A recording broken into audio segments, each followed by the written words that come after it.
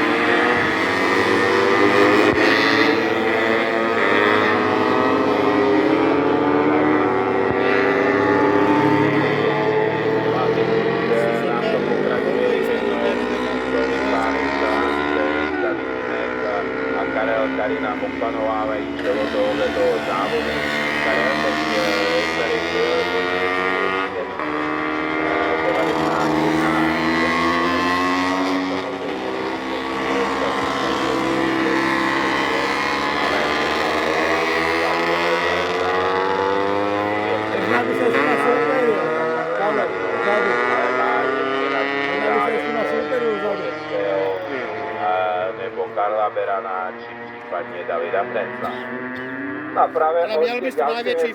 Zatiaľ to vyzerá na pekný súboj medzi Víťaslavom Božeckým a Michalom Hlavom, ktorí idú na 3. a 4. mieste. Sú tam nejakých 3 desatín a sekundy a sú to obaja jazdci kategórie Classic A 250, takže to je aj súboj, ktorý by stál za to, že obom pôjde o distancorácii kategórie.